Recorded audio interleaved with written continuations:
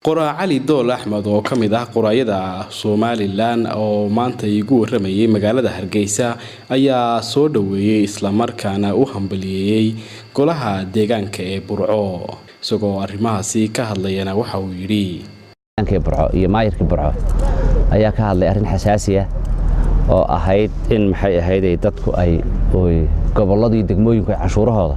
ay si u wada qaataan oo cashuuraha wadanka la simo marka anigu qoraa ahaan waxaan maxay ahayd qabaa ama aan ogahay in adduunyadu nidaamka dawliga ee process buu soo marayo maalmo koraayo uu isbedelaa shuruucda dawliguna way isbedelaan way jirtay waagi wadanka maxay ahayd cashuuraha iyo la bilaabayay in berberi iyo Hargeysa iyo muhiim ahaayeen iyo Gabiley laakiin imika wadankii oo dhan cashuur way wada gaareen oo muhiim buu wada noqday marka waagaas waxa la yiri xeerka wax lagu qoray 10% in maxay ahayd labada degmadaas ay ka qaataan wax kastamada ka soo galo waa waqti bay ahayd oo lagaga baxayay oo iyaga degmada laftirkeeduna ilaa degmada dayday baa ku xeeraaye daydayga lafteeda lagu furfurayay mar waagi hore daydayga qoriga ku xeernaa imikana waagi daydayga qalinka ayuun baa ku xeermo in laga furfuro u baahan laakiin waxa ku gudbogaadinaya nimankaas reer Burco hadlay horta dadku inay xuquuqdooda raadsadaan oo ay dawladda dhexe xuquuqdooda ka raadsadaan waa wax soo bilowday waqti hore adduunyada boqortooyada Ingiriiska waxa jirtay waqti uu boqor ku lahaa dhulka oo dhan beeraha iyo wixii ka soo baxo dabadeedna baarlamaankii la sameeyay 1250 ayaa ku bilaabay boqorka inay yiraahaan cashuuraha adu kaliya ma qaadanaysid haddaba beeraha oo dhan buu lahaa beerihii baa marka hore laga dhigay markii dambe cashuurihii baa laga dhigay barba waxba laga dhigay qoraaga oo hadalkiisa sii wata ayaa istul istaagay isla markaana si cilmiyeysan uga hadlay khilaafyada ku soo noqnoqda golaha deegaanka ee Gabiley isagoo oo sharaxayna waxa hadaladiisii kamid ahaa qaata boqolkiiba marka 50 milyan ilaa 80 milyan maalintii inta u dhaxaysa Gabiley soo gasho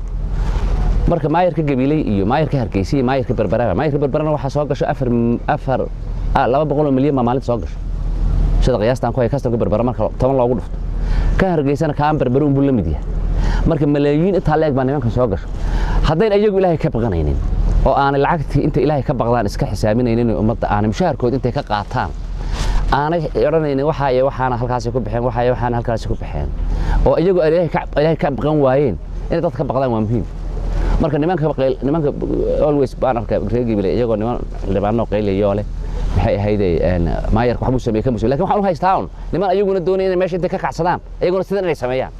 laakiin waayo ma yiraahaan 80 milyan baa maalintiina soo gasho bishii waxay noqotay 1.8 billion Somaliland shilling lacagtii halkaas ku baxdo waa la xaday ma yiraahaan wax si guud bay u sheegaanoo waxbay wali qarinayaan intay wali wax qarinayaan ayana waa tuug kuwa qeylqeyliyo xama dhaamaan maxay ahayd ku qeyliyaan haddaan ku soo noqdo nimanka maxay ahayd maayirada iyo madaxda Somaliland madaxdu laba arrimood bay ku tamarsaa laba arrimood baa madaxda ay sharaf ku yeelataa koow in Ilaahay ka baqdaan oo yiraahaan annagu Ilaahay baan ka baqanaynaa xoolaha ummadda lagu aaminay Nabi Maxamed caleys Nabi Abu Bakar iyo Umar bin Khattab xoolaha ummadda Usmaan ba xoolaha ummadda waxay ku sheegeen xoolo agoomeed Usmaan Umar Abu Bakar wuxuu yiri xoolaha ummaddu waxay la mid yihiin xoolo agoomeed wuxuu Abu Bakar yiraahana xagga diinta waa sharci waa xadiis saxiix waa sunnahii Nabi Maxamed baa yiri waxay khulafadaydu yiraahaan waa waxan anigu yiri ninka maanta xoolo ummadeed intuu gacanta ku dhigo cunayo wuxuu la mid yahay nin xoolo agoomeed cunayo ninka xoolaha agoomeed cunayo wuxuu la mid yahay nin dhimbiilo dahab inuu gacanta ku qaatay afka ku ritay bal sidee u eegay ninka dhimbiilo dahab intuu gacanta ku qaatay afka ku ritay rag baa ku xaragooday imika oo guriga ka dhisto oo inay taxta ku moodayo inay ambar heleen waxaad moodaa inay heleen qaniimad Ilaahay dhulka ka siiyay ama gaala ay ka furteen ugu dambeystii maraan wax ka weydiiyay su'aal la xidhiidha arrimaha bulshada ayaa waxa uu ka hadlay isla markaana uu ka deeriyay xaaladda biyo la'aaneed ee magaalada Hargeysa waa noloshii ummadda waa noloshiiba koomkanba biyo Ilaahay ku nooleeyay waxa aad maalmood dhaweed maqlayseen xunba weyna 75 milyan baa ku baxay oo waa la cunay warbal ninka magaalada oo man biyaheedii lagu aaminay cunay maxaad ka filaysan magaalada dadka ooman lacagtii gaalada u dhiibtay loogu dhiibay biyo ku sii lagu yiri ninka biyaheedii cunay magaalada halka mariyay biyi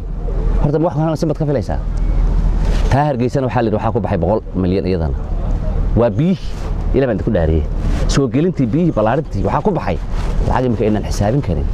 madaxdeenu iska daa waxa inoo taran biyihii gaaladu in siinaysa dhaxdoo fadhiisteen cabay ay iyagu cunayaan ay qaadanayaan waa iska celin la'aanta haddayna ooman calaacalayno leenahay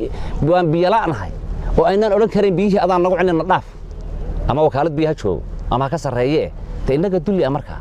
haddaynu karaynin aynu cuqubayno aniga soo idintay ilaahu kii biyaha iyaga cabay oo ku dhinto way ku banaan tahay dadkaas oo dhan isu tago masaajidada ka yidhi ilaahu kii biyaha iyaga cabay oo ku dhinto maxaad oran weyday waa daalim ilaa daalim ama waa la habaaraa ama gacan baa la isaga celiyaa hadda labadii midna yeelayna ilaahay kula yaabay wuxuu qoranayaa on halkan oo badnida haysaa labadii arrimood mid la kaalayday marka waxaan leeyahay wakaalada biyaha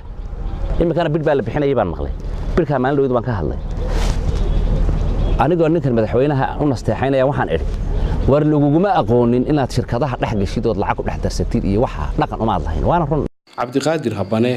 Kalsan TV Hargeysa